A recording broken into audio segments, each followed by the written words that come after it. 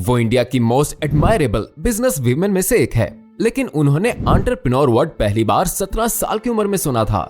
वो जब IIT मद्रास जा रही थी तब प्लेन में उनकी मुलाकात उनके होने वाले प्रोफेसर से हुई, जिन्होंने जब ये सुना कि वो अमीर बनना चाहती है तब उन्होंने विनीता को एंटरप्रेन्योर बनने का सजेशन दिया। वो परफेक्ट रोटियां नहीं बनाना चाहती थी, वो दुनिया बदलना चाहती थी। आज वो इंडिया के हर घर में पॉपुलर है और बहुत सारी इंडियन वीमेन के लिए एक रोल मॉडल बन गई है। क्या आप और जानना चाहते हैं? तो आइए जानते हैं। शुरू में शार्क टैंक का आइडिया विनीता को बहुत अजीब लगा। उन्हें समझ नहीं आ रहा था कि कौन रात में टीवी के सामने बैठ के लोगों को बिजनेस के लिए पैसे निगोशिएट करता देखना चाहेगा। लेकिन ये प्रोग्राम बहुत हिट हो गया और इंडिया के टॉप 3% टीवी शोज में आ गया। शार्क टैंक ने विनीता सिंह को घर घर में जाना पहचाना नाम बना दिया, लेकिन इससे उन्हें एक तरह से दिखावा भी करना पड़ा। अपनी कंपनी चलाते समय शायद ही कभी ऑनेस्ट फीडबैक मिलता था, लेकिन शार्क टैंक के साथ वो जो कुछ भी कहती या करती हैं, उस पर सोशल मीडिया पे कमेंट्स होते हैं और उन्हें बहुत सारे फीडबैक मिल रहे हैं। विनीता का मानना है कि शार्क टैंक ने उन्हें क्रिटिसिज्म हैंडल करना सिखाया है और उनके फैंस उन्हें बहुत ज्यादा प्यार देते हैं। वो उम्मीद करती है कि उनकी सक्सेस स्टोरी से नए एंटरप्रेन्योर्स को ये पता चलेगा कि ये सफर एक मैराथन है, स्प्रिंट नहीं। And I felt that if through my story, like a few entrepreneurs who decide to not give up for one more day, one more week, one more year, then for me, my purpose of being on Shark Tank will get fulfilled. Marathon की बात हो रही है तो आपने ये जरूर सुना होगा कि विनीता ने जनवरी में मुंबई मैराथन में पार्ट लिया था। वो फिटनेस की बहुत शौकीन है और उन्होंने मैराथन के 30 किलोमीटर मार्क पे अपनी फोटो पोस्ट की थी। विनीता सोचती है कि सुबह 5:45 उठकर रनिंग करना उन्हें एक बेटर मॉम, फाउंडर और इंसान बनाता है। 2018 में जब वो प्रेग्नेंट थी तब भी उन्होंने मुंबई मैराथन में रनिंग किया था। जब उन्होंने मैराथन में पार्ट लिया था तो वो 6 मंथ्स प्रेग्नेंट थी। हालांकि विनीता 10 साल से अधिक समय से रनिंग कर रही थी, पर प्रेगनेंसी में 2 आवर्स 42 मिनट्स में 21 किलोमीटर रनिंग करने का डेयर करके वो इसे नेक्स्ट लेवल पे ले गईं। डॉक्टर की एडवाइस के मुताबिक वो रेस से पहले और बाद में एडिशनल फ्लूइड्स और फूड्स लेती थी। क्या आपने कभी ऐसे किसी शार्क के बारे में सुना है जिसे पानी पसंद नहीं है? शो शुरू होने से लेकर अभी तक शार्क रहने के बावजूद विनीता को कभी कभी ये चैलेंजिंग लगता है। एक डेडिकेटेड एथलीट होने के बाद भी कई बार उनके लिए चीजें मुश्किल हो जाती हैं, चाहे वो कितनी भी जिद्दी क्यों ना हो, लेकिन वो कभी हार नहीं मानती। शिवाजी ट्रायथलन के मुश्किल रेस के बाद उनकी लिंक्डइन पोस्ट बहुत दिलचस्प थी। उन्होंने पोस्ट कुछ ऐसे शुरू किया, मैं लास्ट आई। ट्रायथलन की शुरुआत शिवाजी लेक के खुले पानी में हार्ड स्विम से हुई। विनीता ने अपने पोस्ट में ये भी लिखा कि रेस क्विट करने का आइडिया बहुत पेनफुल था, लेकिन उस सुबह शिवाजी लेक ऐसे बीस्ट की तरह लग रहा था जिसे टैकल करने का हिम्मत मुझ में बिल्कुल नहीं था। विनीता को लेक में स्विम करना बहुत मुश्किल लगा और वो नेवी की रेस्क्यू बोट में बैठ भी गईं, लेकिन फिर उन्होंने लेक के ठंडे पानी में वापस जाने का फैसला किया ताकि वो रेस पूरा कर सके। वो फिर से पानी में कूद पड़ी और जब तक किनारे तक नहीं पहुंची तब तक हिम्मत जुटाए कर स्विमिंग करती रही। विनीता फिनिश लाइन पर सबसे आखिर में पहुंची, ज्यादातर लोगों के पहुंचने के लगभग 2 घंटे बाद, लेकिन उन्होंने वही ट्रेड्स दिखाए जो उन्होंने अपने बिजनेस चलाने में अपनाया था, जो है कभी हार नहीं मानना। विनीता सिंह ने अपने हस्बैंड कौशिक मुखर्जी के साथ 2015 में शुगर कॉस्मेटिक्स शुरू किया। ये ब्रांड यंग इंडियन वुमेन में हिट हो गया और डिफरेंट स्किन टोन और प्रेफरेंसेस को पूरा करने वाले प्रोडक्ट कैटेगरीज के मार्केट गैप को फिल करने लगा। Sugar vibrant high quality cosmetics affordable prices में बेचता है। जब शुगर शुरू हुआ तब विनीता और उनके हस्बैंड कौशिक मुखर्जी दोनों ही काफी मुश्किल में थे। वो एक डेकेड से ऐसे बिजनेस में इन्वेस्ट कर रहे थे जो चल ही नहीं रहा था और उनके पास के पैसे भी खत्म हो गए थे। और भी बुरी बात ये थी कि मार्केट में ये माना जाता था कि बाहर देश से आने वाले कॉस्मेटिक्स ही सबसे अच्छे हैं और लोग इंडिया की किसी नई कंपनी के कॉस्मेटिक्स के लिए तैयार नहीं थे। लेकिन 15 साल बाद विनीता की जिद और मेहनत रंग लाई, यहाँ तक कि जब उनके बैंक में पैसे नहीं थे और वो मेंटल ब्रेकडाउन की कगार पर थी, तब भी वो एक मुस्कान के साथ अपने कस्टमर्स को सर्विस देती रही। शुरू में विनीता ने प्राइवेट इक्विटी फर्म एल्केटाटन से $50 मिलियन का फंडिंग डील किया और बाद में बॉलीवुड स्टार रणवीर सिंह ने भी कंपनी में इन्वेस्ट किया, लेकिन कितना इन्वेस्ट किया ये बताया नहीं गया। क्या आप जानते हैं शुगर के स्टाफ में 75% वीमेन है। विनीता वीमेन एम्पावरमेंट को प्रायोरिटी देने के कल्चर के लिए कमिटेड है और वो ब्यूटी इंडस्ट्री में उनको चांस देने की बात भी खुलकर करती है। विनीता का सोचना है कि वो काफी लकी है कि उन्हें उनके हस्बैंड का सपोर्ट मिला, क्योंकि ज्यादातर मर्दों को वाइफ के बिजनेस चलाने से प्रॉब्लम होता है। उनका मानना है कि मुखर्जी के फैमिली बैकग्राउंड ने उन्हें विनीता को अच्छे से समझने में मदद किया, क्योंकि जब वो छोटे थे तब उन्होंने अपने पापा को अपने मम्मी के डेली कामों में मदद करते हुए और किसी शादी में जाने से पहले उनकी साड़ी भी आयरन करते हुए देखा था। जब उन्होंने शुगर शुरू किया तब विनीता सिर्फ रिच और फेमस होना चाहती थी। I wanted to be rich and famous.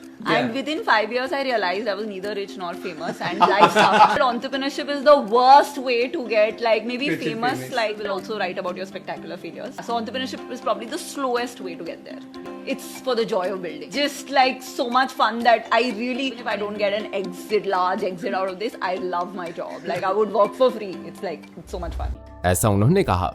आजकल शुगर के प्रोडक्ट्स इंडिया के लगभग 50,000 रिटेल आउटलेट्स में बिकते हैं, जिनमें कंपनी के खुद के 200 स्टोर्स भी हैं। वो इंडिया में सबसे ज्यादा फॉलो किए जाने वाले ब्रांड्स में से एक है। इंस्टाग्राम पर उनके 2.9 मिलियन फॉलोअर्स और यूट्यूब पर 1.78 मिलियन फॉलोअर्स हैं। सोशल मीडिया प्रेजेंस से उन्हें कस्टमर्स को अच्छे से समझने में मदद मिली है। स्पेशली जेन जी और नेक्स्ट जेन अल्फा के प्रेजेंस से उन्हें जल्दी इनोवेट करने में मदद मिलती है। दिसंबर 2023 में प्रॉफिटेबल होने के बाद अब कंपनी का प्लान अगले 3 साल में पब्लिक होने का है। शुगर की कमाई 5 बिलियन रुपीस के पार हो गई है और वो आईपीओ के पहले 10 बिलियन रुपए तक पहुंचने की उम्मीद करते हैं। विनीता सिंह का जन्म 6 अगस्त 1983 को अनंत, गुजरात, इंडिया में हुआ था। उनके फैमिली में सभी का एकेडमिक बैकग्राउंड अच्छा है। उनकी मम्मी पीएचडी है और उनके पापा Tej P Singh All India Institute of Medical Sciences में बायोफिजिस्ट हैं।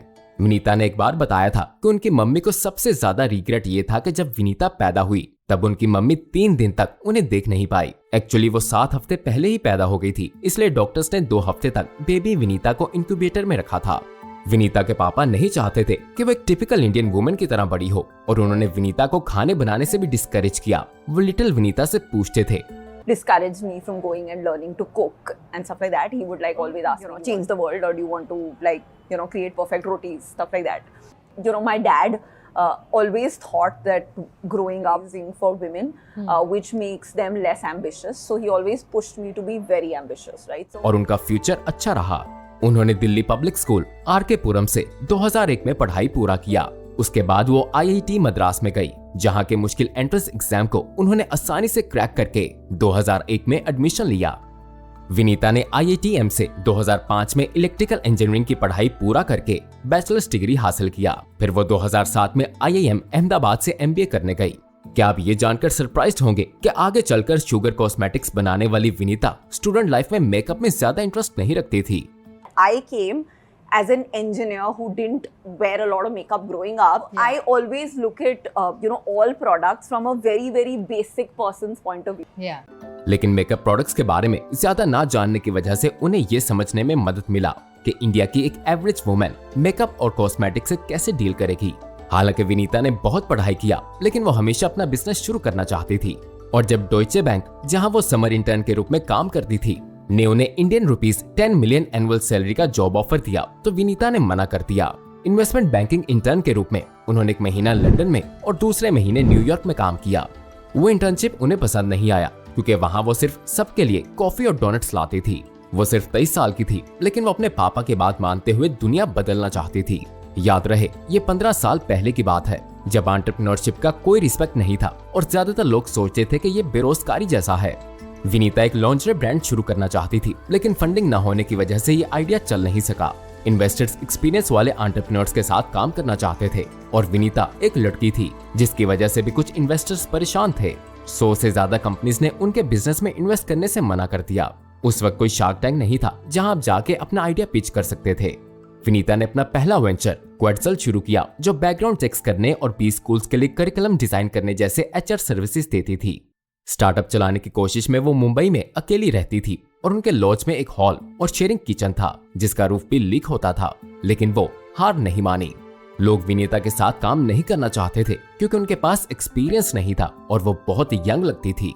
लेकिन जब उनका पहला बिजनेस फेल हो गया, तब भी वो परेशान नहीं हुई। विनीता ने 2012 में फैब बैग्स शुरू किया। फैब बैग्स एक सब्सक्रिप्शन प्लेटफॉर्म था जो हर महीने ब्यूटी प्रोडक्ट्स का पैकेट डिलीवर करता था। उस वक्त विनीता को ये समझ में आ गया कि इंडिया के वुमेन को कम दाम में अच्छे क्वालिटी की कॉस्मेटिक्स की जरूरत है। इसी वजह से वो 2015 में शुगर कॉस्मेटिक्स लेकर आई। ज्यादातर कंपनीज हाई क्लास मार्केट को टारगेट करती थी और महंगे प्रोडक्ट्स बेचती थी, जबकि विनीता ऐसे प्रोडक्ट्स पर फोकस कर रही थी जो अधिकतर इंडियन वुमेन के लिए परफेक्ट हो। अपने हस्बैंड कौशिक मुखर्जी से वो अहमदाबाद में पढ़ाई करते वक्त मिली थी। कौशिक उनसे 1 साल जूनियर थे। दोनों ने कुछ वक्त डेट किया और फिर उन्होंने अंडमान और निकोबार के हैवलॉक आइलैंड में एंगेजमेंट किया। विनीता और कौशिक मुखर्जी ने 4 दिसंबर को अपने शादी की 12th एनिवर्सरी बहुत अच्छे से सेलिब्रेट किया। इंस्टाग्राम पर विनीता ने अपने सपोर्टिव हस्बैंड की बहुत तारीफ की। एक पोस्ट में उन्होंने लिखा, यह आदमी को समझना बहुत मुश्किल है कि एक बेटर हस्बैंड है या बेटर फादर। उम्मीद है मेरे बच्चों को कौशिक के हर जेनेटिक ट्रेट मिले, एक्सेप्ट 1 हफ्ते पहले जो बात हुई थी उसे याद रखने के, क्योंकि रियली वो उन्हें अब ऐसा नहीं बनाते। विनीता और उनके हस्बैंड बहुत मुश्किल वक्त से गुजरे हैं। उन्होंने फैमिली और बिजनेस साथ में ही शुरू किया। विनीता सोचती है ये इंडस्ट्री एक रोलर कोस्टर राइड की तरह है, जहां ज्यादा खुशी पर भी यकीन नहीं कर सकते, लेकिन कोई भी परेशानी हमेशा के लिए नहीं रहती। वो ये सोचकर खुश है कि ये सफर वो किसी के साथ शेयर कर रही है। विनीता और मुखर्जी के 2 बेटे हैं, विक्रांत और रणवीर। खुद एक कंपनी की CEO होने के नाते विनीता सोचती है कि अच्छा बॉस होना बहुत जरूरी है, चाहे वो नौकरी कितनी भी बुरी हो।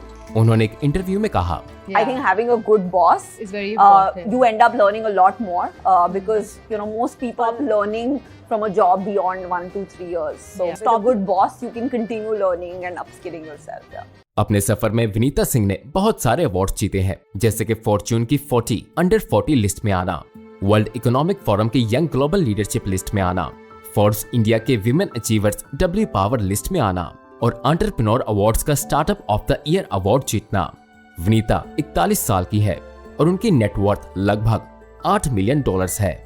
शार्क विनीता सिंह इंडिया के वुमेन के लिए सच में एक ट्रू इंस्पिरेशन है। यहाँ हमारी बिजनेस कहानी खत्म होती है और अगर पसंद आई हो तो लाइक और सब्सक्राइब करना मत भूलिएगा। मिलते हैं अगली वीडियो में।